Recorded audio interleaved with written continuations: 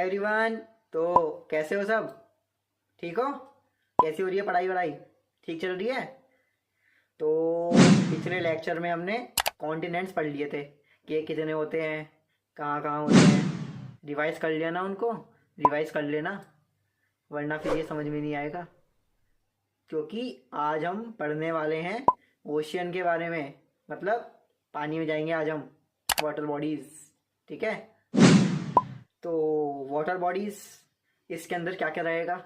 इसके अंदर हमारा बे रहेगा, ओशियन रहेगा और गल्फ रहेगा। अब मतलब मैप में जो ये पूरा लैंड वाला हिस्सा है ना, ये सब हटा दो तो मैप में क्या बचेगा? सिर्फ पानी रह जाएगा। तो यही हमारा पूरा ओशन होता है। और दो ओशन तो बचपन से पता ही होते हैं, ये पैसिफिक ओशियन और ये हमारा प्यारा भारत है, तो इसके नीचे अपना इंडियन ओशियन। क्योंकि एक कटु सत्य है, बचपन से जीके के नाम पे ना कुछ चीज़ें याद होती हैं कि सबसे बड़ा डेजर्ट सारा डेजर्ट, सबसे बड़ा ओशियन पैसिफिक ओशियन, सबसे बड़ी नदी वो पता नहीं क्यों अमेजन और नाइल में कंफ्यूजन हो जाता है। पर अब नहीं होगा। अब इधर देखो, तो देखो एशिया के ईस्ट में और नॉर्थ अमेरिका के वेस्ट में आपका रहेगा पैसिफिक ओशियन। ये दोनों हमारे पैसिफिक ओशियन है क्योंकि इधर से जाके उधर निकल जाएंगे। और बीच में है हमारा यूरोप और अफ्रीका, तो इनके वेस्ट में और नॉर्थ अमेरिका और साउथ अमेरिका के ईस्ट में हमें मिलेगा अटलांटिक ओशियन। और इंडिया के साउथ में जो ये एम शेप है ना, ये है हमारा इंडियन ओशियन। इसको एम शेप बोल सकते हैं, ट्रायंगुलर शेप बोल लो। और जो मतलब ओ शेप है ये क्या हो गया? हमारा पैसिफिक ओशियन। और जो ये एस शेप का होता है ये हमारा अटलांटिक ओशियन। तो अब वो जो दीवार पे मैप चिपका देता ना लाके, अब वो आपको दिखने लगेगा उसमें चीज़ें कि ये कॉन्टिनेंट है, ये ओशियन है, कौन सी चीज़ का है ना। और सबसे साउथ में क्या है हमारा? Southern ocean. और क्या रह गया? अर्थ का आर्क रह गया। तो ऊपर क्या आ गया? Arctic ocean. और असल में अब रटने की चीज़ नहीं है, इसको रटना नहीं है, इसको थोड़ा समझो अपने माइंड में ना, इमेजिन करो। भाई ये ओ शेप का क्या हो गया? Pacific ocean. ये एम शेप ट्रायंगुलर शेप क्या है? आपका इंडियन ओशियन। और एस शेप क्या हो गया? आपका अटलांटिक ओशियन। और सबसे साउथ में साउदर्न ओशियन। और सबसे ऊपर आर्क जैसा आर्कटिक ओशियन। अब आगे क्या रह गया हमारा वाटर बॉडीज में? बे, गल्फ और सी। तो अभी इन दोनों को तो छोड़ दो, अभी मैं बात करता हूँ सी के बारे में। अब ये सी क्या है ना। अब जैसे एक क्वेश्चन माइंड में आता है कि ये पानी है तो सारा पानी पानी है ना, तो ये अलग अलग नाम देने के क्या ज़रूरत पड़ी थी? इस पूरे को पैसिफिक ओशियन बोल देते, बढ़िया रहता है ना। लेकिन ये जो ओशियन होते हैं ना, ये अपने आप में काफ़ी बड़े होते हैं, बहुत बड़ा एरिया है ये। अब मतलब आप ये देखो, जो ये ओशंस हैं ये कॉन्टिनेंट से बॉर्डर शेयर कर रहे हैं, ठीक है। और जो ये हमारा सी है ना, तो सी क्या कर रहा है? ये थोड़ा हमें रीजनल बेसिस पे लेकर जा रहा है, थोड़ा हमें एक एक्यूरेट एड्रेस बता पा रहा है।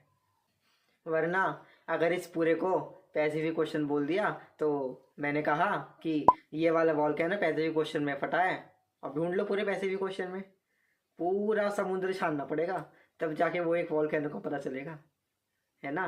तो अब जैसे मैंने बोला है ना, एक मैंने बोला पैसिफिक ओशियन, ठीक है, और एक मैंने बोला बेरिंग सी। तो मोस्ट एक्यूरेट क्या है, मोस्ट अप्रोप्रिएट क्या है? बेरिंग सी है। आए समझ में? अब भाई मान लो, अब जब हम कुछ सामान ऑर्डर करते हैं है ना, वहाँ पे एड्रेस डाल दिया मैंने उत्तर प्रदेश, है ना। अब उत्तर प्रदेश में मैंने बिजनौर डाल दिया तो थोड़ा मैं उसकी गहराई में चला गया कि मुझे कौन सा मिलेगा, ठीक है। बिजनौर में भी मैंने कॉलोनी डाल दी, ठीक है। कॉलोनी की भी मैंने स्ट्रीट बता दी, कौन सी स्ट्रीट पे है मेरा घर, और स्ट्रीट में मैंने अपना घर का नंबर बता दिया। आया समझ में? तो वो बंदा मेरे घर पे सीधा पहुंच जाएगा ना, वरना मैं एड्रेस मिल दूँ, भाई मैं उत्तर प्रदेश में रहता हूँ, अब ढूंढ के दिखाओ पूरे उत्तर प्रदेश में मुझे।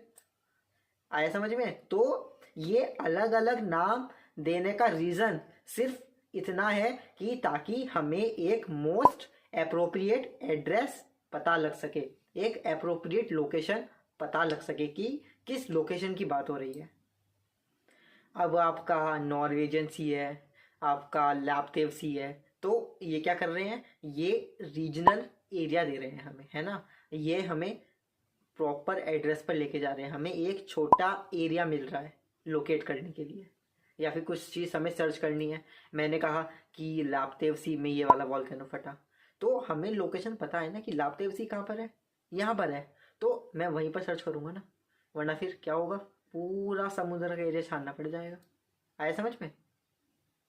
और वैसे भी यार एक बचपन की बुद्धि में तो हमारे होता है ना कि ओशन बड़े होते हैं और सी छोटा होता है, तो बस बड़ा छोटा ही है यार। जो ओशन है वो कॉन्टिनेंट से बॉर्डर शेयर कर रहे हैं, और जो आपका सी हो गया वो आपका कंट्री से बॉर्डर शेयर कर रहा है। ये आपका जैसे अरेबियन सी हो गया, आए समझ में, ये इंडिया से बॉर्डर शेयर कर रहा है। अब हम आते हैं बे और गल्फ पे। इन दोनों को हम हिंदी में खाड़ी बोलते हैं, ठीक है। अब ये क्या होता है, ओशियन के अंदर कोई भी सर्कुलर जैसी चीज़, उसको हम बे या गल्फ बोल रहे हैं। मतलब जो भी आपको सर्कुलर चीज़ दिख जाए, है ना, वो है बे और गल्फ। जैसे आपके सामने ये देखो, ये देखो और ये देखो, क्या है ये, सर्कुलर शेप्स हैं ये। मतलब क्या रहता है, इनका जो माउथ है ना वो थोड़ा सा खुला रहता है, ठीक है। अब जो ऐसे बना हुआ है, ठीक है, जिसका माउथ बड़ा है वो तो आपका क्या हो गया, बे हो गया। और जो इस टाइप से बना हुआ है इसका माउथ कैसा है, इसका माउथ छोटा है, तो ये आपका गल्फ हो गया। और मतलब अब इस चीज़ में अपनी इतनी बुद्धि भी नहीं लगा देनी है कि बिल्कुल ही परेशान होके बैठ गए कि किसका माउथ छोटा है किसका बड़ा है, भाई स्केल लेके नाप रहे हैं, है ना। मतलब और भी चीज़ें हैं जीवन में, ज्योग्राफी में और भी कुछ है पढ़ने के लिए। अगर इन दोनों में इतना डिफरेंस होता ना तो वो हिंदी में दोनों के लिए एक ही शब्द प्रयोग नहीं करता, है ना। तो इतना परेशान होने की ज़रूरत नहीं है। अब जैसे ये थोड़ा ऑस्ट्रेलिया की तरफ चले जाओ, है ना, तो देखो इसका थोड़ा बड़ा सा है मुंह, है ना, तो हम थोड़ा बाइट की तरफ चले जाते हैं, है ना, तो इसको बाइट बोल देंगे, है ना। तो बस अपना आज के लिए भी अभी इतना ही रखते हैं, ठीक है। बेसिक लर्निंग मैंने आपको दे दी है ना, ज़्यादा नहीं बढ़ते वरना जीवन नया कर जाओगे, ठीक है। तो अब आपको एक बेसिक लर्निंग ना मिल चुकी है।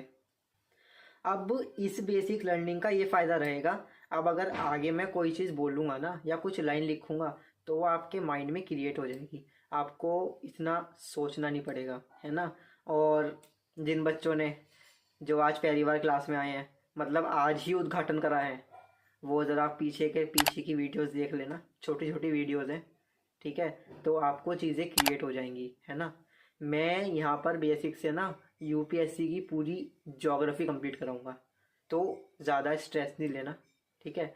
और बाकी अपना पढ़ाई वगैरह करते रहो, अच्छे से पढ़ो, है ना, रिवाइज वगैरह करते रहना, ठीक है। वीडियो पे बने रहो, अपना पूरी ज्योग्राफी कंप्लीट करा देंगे, है ना।